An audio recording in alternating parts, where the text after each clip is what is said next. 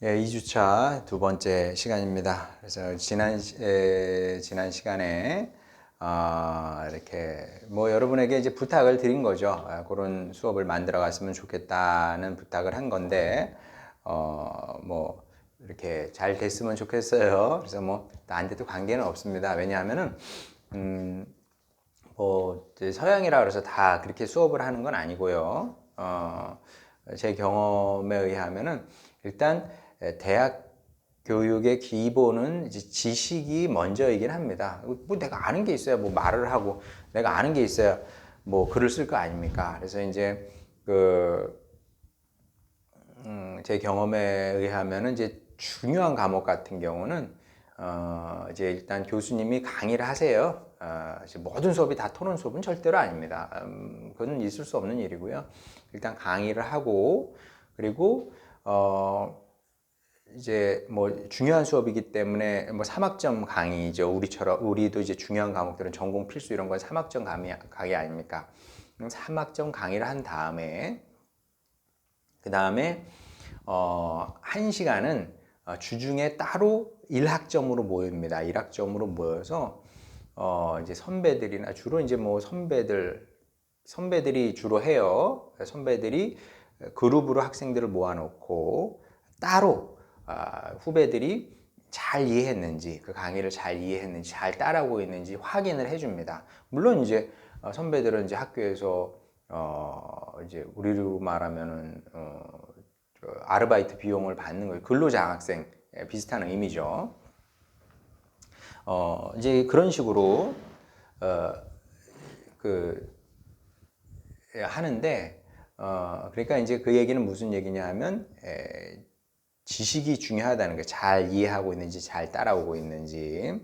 그래서 이제 뭐 일단 우리도 마찬가지로 지식이 중요한 거기 때문에 여러분이 꼭 너무 강박을 가질 필요는 없습니다. 그럼 나 수업 시간에 말해야 되나? 말하지 않아도 됩니다. 다시 말씀드리지만 수업만 잘 따라와도 된다. 자, 여기까지 하도록 하겠고, 우리 이제 다시 말씀드립니다만은 그 원래 오늘 수업은 마이클 샌들 동영상을 본 다음에 얘기를 해야 되는데 뭐 예습 차원에서 일단 오늘 수업 그 강의 동영상 이야기를 미리 좀 듣고 다음에 뭐 보는 것도 나쁘진 않을 것 같아요. 자, 그 동영상에서 마이클 샌들이 제레미 벤담 얘기를 합니다. 벤담 여러분도 이제 들어보셨으리라고 생각을 하는데 이분은 18세기부터 19세기까지 활동한 분입니다. 1748년도에 태어나서 1832년에 돌아가셨는데 이분은 이제 영국 사람이고요. 영국 사람이고 공리주의를 주장했고 그리고 영국뿐만 아니라 미국에서도 굉장히 어찌 보면 이제 사랑받은 이제 사상가였던 거죠. 그러니까 이제 미국의 정신적인 토대. 미국이 뭐 여러분도 아시겠습니다만은 그 18세기 그러니까 1700년대까지만 해도 미국은 좀 이렇게 삼류 국가였죠. 지금이야 이제 미국이 세계에서 가장 영향력 있는 국가지만 18세기만 해도 그냥 미국은 아무도 알아주지 않는 그런 이제 나라였을 뿐입니다. 그러면서 이제 미국이 여러 사상을 흡수하고 이제 받아들이게 되는데 그 중에 하나가 이제 종교적으로는 이제 당연히 기독교고요. 흔히 이제 청교도 정신이라 그래요. 청교도 정신이라는 것은 도덕적으로 깨끗하고 청렴한 삶의 방식이죠. 그것과 또 하나는 무엇이냐 하면 프래그마티즘, 실용주의죠. 실용주의에 입각한 그리고 또 거기에 이제 제레미 벤담의 공리주의도 꽤 중요한 역할을 하게 되는데 공리주의는 이제 말이 어려울 뿐이지 그렇게 뭐 어려운 얘기는 아닙니다. 그래서 이제 우리가 흔히 풀어서 이렇게 얘기를 하죠. 최대 다수의 최대 행복이다. 자, 이게 제레미 벤담이 사실은 뭐 어떻게 보면 당연한 건데 당연하죠. 국민이 100명이 있잖아요. 국민이 100명이라고 쳐요. 그러면은 모든 사람이 다 행복할 수는 없습니다. 그건 비현실적이죠. 예, 어떤 국가도 그런 국가는 존재하지 않습니다. 행복한 사람이 있는가 하면 행복하지 못한 사람도 당연히 있겠죠. 예. 자, 그러면 국가는 뭘 생각해야 되냐면 모든 사람을 다 행복하게 해줄 수는 없다. 자, 그러면 어떻게 정부는 뭘 지향해야 하냐면 가급적 많은 사람이 최대의 행복을 누릴 수 있게끔 정부가 노력을 하면 된다. 이런 얘기였습니다. 자, 그리고 이게 흔히 우리 이제 옳고 그름을 얘기를 많이 합니다만은 이것이 이제 제레미 벤담 같은 경우는 옳고 그름을 나누고 가르는 기준이라고 봤던 거죠. 옳은 게 도대체 뭐냐? 많은 사람이 행복하면, 많은 사람이 최대로 행복하면 그게 옳은 거야. 그럼 나머지 소수는 그럼 희생해야지. 그럼 어떡하겠어? 이게 이제 벤담의 주장이었습니다. 근데 이제 이 이론 때문에 공격을 많이 벤담이 받게 되는데 그럴 수밖에 없는 이유는 이제 차츰 나옵니다만은 자, 일단 여기서 우리가 짚고 넘어가야 되는 것이 우리가 사상의 힘을 잘 몰라요. 사상의 힘을. 자, 제가 지금 우리 강의 제목이 성서와 기독교 정신이에요. 그죠? 정신이 얼마나 무서운 건지 사람들이 잘 모릅니다. 그 이제 대학에서는 사실 정신을 연마하는 거거든요. 내 정신. 내가 이제 앞으로 70년, 뭐 이제 앞으로 여러분 세대는 한 100세 더 살걸요? 예. 의술이 계속 발전을 하니까. 그건 뭐 원치 않아도 그렇게 되는 거예요. 물론 원치는 않습니다. 저 같은 경우는 100세까지 뭐 하면 살아. 그 전에 죽어야지. 근데 우리가 그렇게 원치 않아도 기술이 발전을 하기 때문에 의술이 우리를 살리는 거죠. 더 길게 살게 한다는 건데 앞으로 여러분들은 70년, 80년 뭐 이렇게 살게 될 텐데 그럼 그 긴 세월을 살아낼 수 있는 정신을 연마하는 곳이, 배우는 곳이, 발전시키는 곳이 이제 대학이다. 왜냐하면 정신이라는 게 얼마나 무섭냐면 이제 이 또한 앞으로 우리가 이제 경제 해야죠. 우리 수업에서 앞으로 다룰 게 굉장히 많은데 그 중에 하나가 이제 경제 분야입니다. 경제를 안 다룰 수가 없죠. 왜냐하면 경제는 우리에게 너무나 우리 피부에 너무나 이게 밀접하게 다가오는 분야이기 때문에 기독교 정신 수업을 하면서 경제를 안 다룰 수는 없잖아요. 근데 경제학에서 반드시 짚고 넘어가야 되는 사람이 누구냐면 칼 막스입니다. 칼 막스. 그러면 여러분이 공산주의자 이렇게만 생각을 할 거예요. 맞습니다. 공산주의자입니다. 그리고 세상을 동서로 나눈 그런 참 어떻게 생각해 보면 참 끔찍한 인물이죠. 끔찍한 인물입니다만은 근데 또 우리가 한편으로는 질문을 해봐야 됩니다. 무엇이 도대체 그가 제시한 어떤 이론이 그렇게 매력이 있어서 그 수많은 사람들이 마르크스를 따라서 공산주의자가 됐고 그리고 공산주의 국가를 세웠을까? 이제 물론 그렇게 역사적인 비극이 탄생을 한 겁니다만은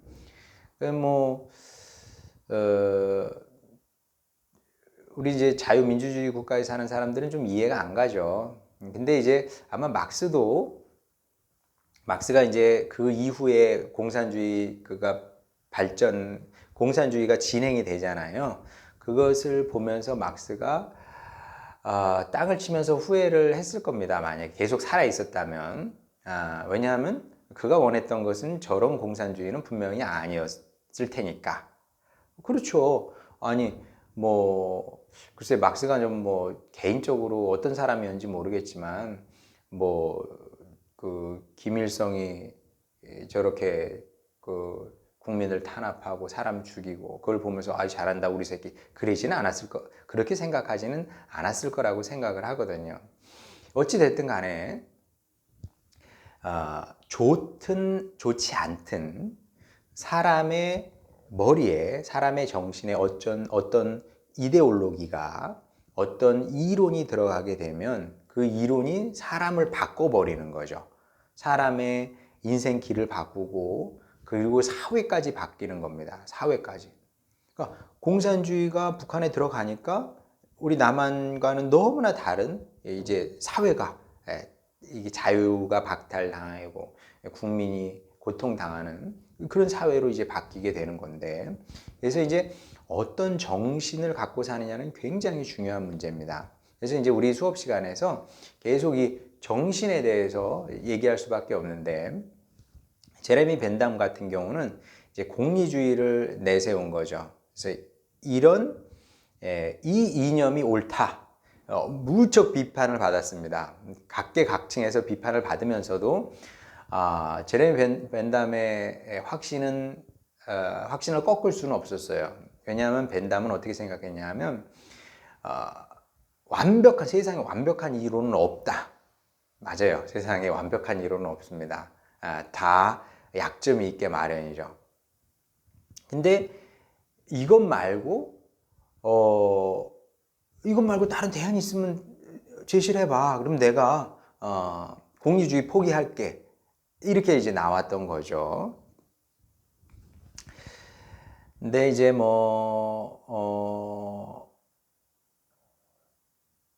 사실 제레미 벤담의 이야기가 맞습니다. 이제 소수가 이제 피해를 보더라도 최대 다수가 최대 행복하면 되는 거겠죠. 그것이 이제 그 점에 대해서는 상당 부분 이제 모든 사람도 이제 인정하는 바일 겁니다. 근데 그럼에도 불구하고 약점은 있게 마련이죠. 모든 이론의 한계와 약점은 있게 마련인데, 일단 그거를 우리가 인정할 필요는 있는 것 같아요. 비근한 예로 우리는 이제 자유민주주의 국가에 살고 있습니다만은 자유민주주의라 그래서 100% 옳은 것은 아니죠. 자유민주주의에도 이제 그 맹점이 있게 마련인데, 대표적인 게 이제 포퓰리즘이겠죠. 왜냐하면 모든 권력이 국민으로부터 나오기 때문에 정치를 하는 분들은 어쩔 수 없이 국민의 눈치를 보게 되고 국민을 기쁘게 해주고 싶은 거죠. 표를 얻어야 되니까. 그러니까 이제 포퓰리즘으로 흐르기가 굉장히 쉽습니다. 근데 이제 문제는 무엇이냐면, 여러분도 아는 것처럼 포퓰리즘으로 흐르게 되면 자꾸 이제 미래를 좀먹게 되는 거죠. 미래를 좀먹게 돼. 대표적인 것이 국민연금을 이제 개혁을 해야 되는데, 해야죠. 해야 되는데 어떤 정부도 그걸 건들지 못하는 겁니다. 왜냐하면 개혁을 하기 위해서는 그 보험금 수율을 높여야 되고, 지금은 8%인가 월급의 8%인가 9%인가 내는 걸로 제가 알고 있는데, 그것보다 더 올려야 되는데 일단 그걸 원하지 않아요, 국민이. 왜냐하면 지금 나 먹고 살기도 힘든데 1%만 더 올려도 난 싫은 거죠. 그리고 또 이제 국민연금이 고갈이 된다니까 국민연금 받는 시점을 좀 늦추든지 아니면은 좀 줄이든지 받는 액수를 이래야 되는데, 돈 덜 주겠다는데 찬성할 국민은 아무도 없는 거죠. 그러다 보니까 이게 해야 되는 것을 못하는 겁니다, 정부가. 이런 것들이 민주주의의 약점이기는 하다. 근데 이제 뭐 그럼에도 불구하고 뭐 다른 대안은 없으니까 뭐 현재 정치 시스템에서 자유민주주의보다 나은 건 없잖아요. 그럼 뭐 공산주의 할 겁니까? 아니거든요, 그거는. 그러니까 이런 맹점에도 불구하고 끌고 가는 거죠. 마찬가지로 공리주의의 그런 약점에도 불구하고 제레미 벤담은 더 나은 이론이 있으면 가져와 봐. 그럼 내가 기꺼이 그것을 택할게. 공리주의 포기할게. 이렇게 된 건데, 자 그러면 그래도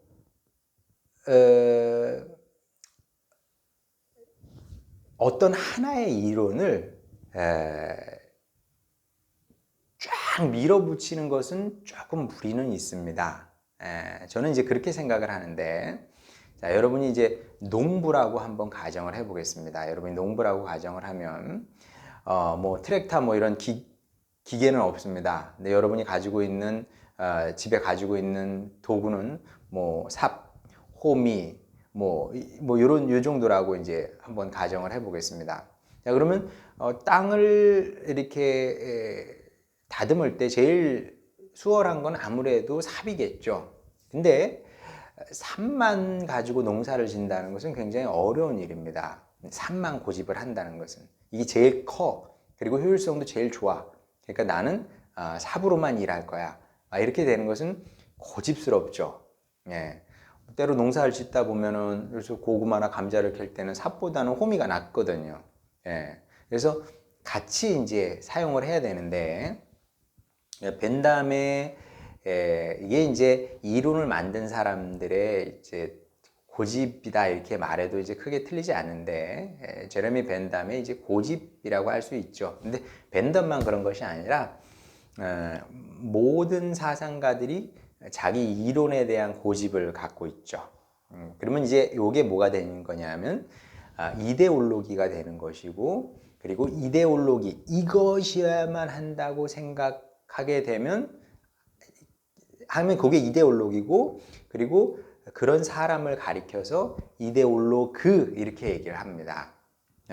그러면 이제 문제가 생길 수밖에 없죠. 어떤 문제가 생기냐면, 비근한 예로 여러분 이제 그 언론에서 뭐 죄송합니다. 좀 지우고. 언론에서 여러분 들었으리라고 생각을 하는데, 요즘 많이 나오는 언론에 많이 나오는 질병 중에 하나가 뭐냐면 소아 척수성 근위축증. 길죠? 다 들어봤을 겁니다, 여러분. 이게 뭐냐 하면은 주로 이제 아이들에게서 이제 발생을 하는 병인데, 운동신경의 기능이 점차 손실돼서 사망하게 되는 그런 이제 무서운 질환입니다. 그러니까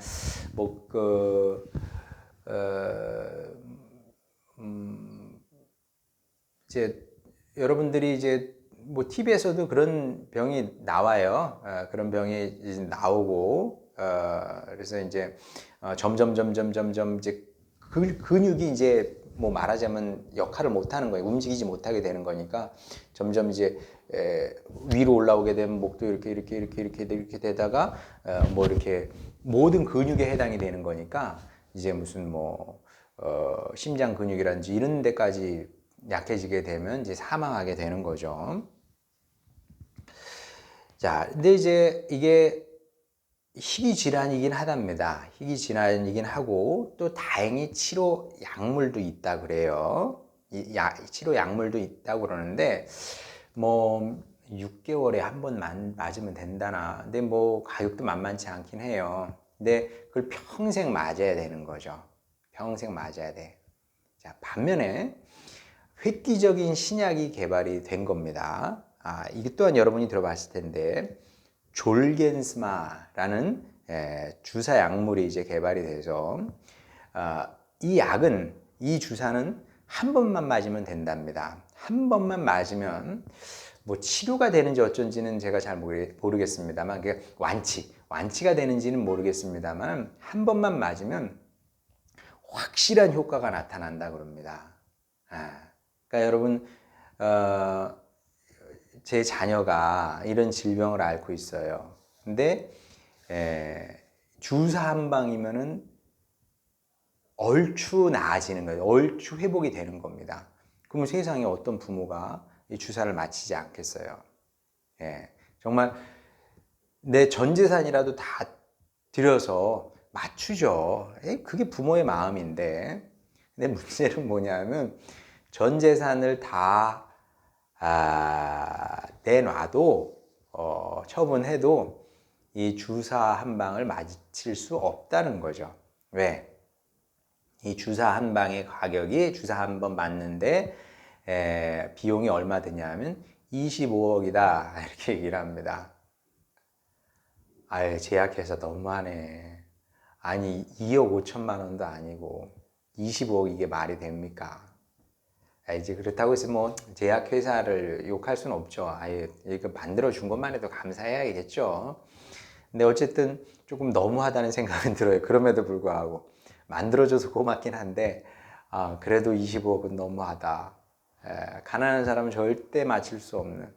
그래서 가난한 부모의 마음은 더 고통스러운 거죠. 맞추고 싶은데 맞춰야 되는데 돈이 없는 겁니다. 자, 그래서 이 문제를 갖고 우리 정부 건강보험공단에서 이 졸겐스마를 급여 항목에 넣어야 되나 말아야 되냐 고민을 많이 했습니다. 그런 이 질병을 앓고 있는 부모들은 넣어달라고 제발 우리 아들, 딸 살려달라고 애원하고 탄원하고 한 거죠. 그래서 여러분 뭐 여기 수업 듣는 학생 중에 뭐 부모가 된 분이 있는지 없는지 모르겠습니다만은 주로 아직 결혼을 안 했고 또 아기가 없겠죠. 학생들이니까. 여러분 한번 부모가 돼 보세요. 아유, 기가 막히죠. 기가 막혀. 진짜 내 목숨이라도 바쳐서 25억 구할 수 있으면 그래서 내 자식 살릴 수 있으면 그거 하고 싶은 거거든요. 자, 그러면 정부에서도 어렵죠. 이걸 해줘야 됩니까? 말아야 됩니까? 여러분도 한번 생각해 보세요. 해줘야 돼요? 말아야 돼요? 다시 말씀드리지만 이 희귀 질환, 이 질환으로 앓고 있는 사람은 몇 명 안 돼요. 많지 않습니다. 근데 많지 않아도 한 사람 주사 놔주는데 비용이 25억이 드는 거예요. 그러면 여러분 저 같은 사람이 의료보험 제가 지금까지 내는 돈이 한 달에 얼마나 되나? 16만 얼마 냈나? 그럼 저 같은 사람이 평생 내도 25억 어림도 없죠. 도대체 몇 명이 몇 가정이 그러니까 한 명 주사 맞추기 위해서 정말 많은 가정이 돈을 내서 메워줘야 되는 겁니다. 자, 그러면 어떻게 생각해 보면 공리주의적 관점에서 보게 되면 이건 최대 다수의 최대 행복 이념하고는 맞지 않는 거죠. 그렇죠? 최대 다수의 최대 행복하고는 어울리지 않아. 왜냐하면 다수의 돈을 끌어다가 소수의 행복을 위해서 쓰는 거기 때문에 그것도 많이 쓰는 겁니다. 아니 뭐 1년에 100명만 맞힌다고 해도 2,500억 아닙니까? 고작 100명 살리기 위해서 2,500 피 같은 혈세를 씁니까? 이렇게 생각할 수 있는 거예요. 자, 그러면 여러분은 어떻게 생각합니까? 제가 이 얘기를 하는 이유는 답은 뭐 여러 가지일 수 있어요. 최대 다수의 최대 행복을 위해서 벤담처럼 뭐 이건 지원해주면 안 돼. 이렇게 생각하는 사람도 있겠죠. 근데 저는 그렇게 생각합니다. 우리나라 사람들이 정이 많잖아요. 저는 우리 국민의 뭐 물론 이제 정도 우리 어렸을 때하고는 좀 달라요. 우리 어렸을 때는 막 우리 집에서 부침개라도 하면 저희 어머니께서 야 이거 옆집 갖다 줘라 그러면서 이렇게 다 돌려먹고 그랬거든요. 정이 많았죠. 지금은 뭐 그런 정은 이제 싹 없어졌습니다만은 그럼에도 불구하고 여전히 우리 민족은 다른 나라 사람에 비하면 정이 많은 건 분명하다. 상대적으로 선진국 다른 나라 국민에 비해서 정이 많은 건 사실입니다. 그래서 우리나라 국민들의 다수는 확신은 없어요. 확신은 없습니다만 다수는 분명히 잘했다 그럴 겁니다. 아예 우리 정부 잘했네. 건강보험공단 잘했네. 이렇게 생각을 할 겁니다. 왜? 공리주의가 대체로 많지만 항상 옳은 것은 아니라고 보는 거거든요. 그러니까 이제 저는 이제 그렇게 생각을 합니다. 이제 어떤 이념을 사람이 가질 수 있고 어떤 독특한 사고 방식을 가질 수 있어요. 있지만은 그것만 주장을 하게 되면 자칫 괴물이 될 수 있다. 그래서 이제 우리가 벤담의 공리주의는 참 좋은 생각입니다만은 거기에도 맹점이 있으니까 그것들은 다른 또 보편적 가치가 있을 수 있거든요. 공리주의도 보편적 가치입니다만 또 다른 보편적 가치는 무엇이냐면 뭐 인류애 이런 거겠죠. 인간 존엄 이런 거겠죠. 할 수 있는데 돈 때문에 아이들이 이렇게 막 이렇게 삐뚤어지면서 자라는 게 그걸 공리주의라는 이념으로 눌러버린다는 것은 너무나 잔인한 일이다. 개인적으로 그렇게 생각을 하고요. 그래서 그러면은 기독교 정신은 이런 문제에 대해서 어떻게 이야기하고 있느냐, 그거를 이제 다음 시간에 이제 대면 수업을 하면서 우리 아까 얘기한 것처럼 마이클 샌들 동영상을 본 다음에 기독교 정신은 그러면 어떤 것인지 여러분과 나누도록 하겠습니다. 자, 2주차 수업 뭐 이렇게 동영상 수업이어서 좀 약하기는 하고 아쉽긴 합니다만은 그래도 뭐 태풍 때문에 이렇게 된 것이니 뭐 어쩌겠습니까? 그래도 이만큼 한 거 이제 감사하게 생각하고요. 또 건강하게 또 명절 잘 보내고 맛있는 음식 맛있게 먹고 우리 다음 주에 또 만나도록 하겠습니다. 고맙습니다.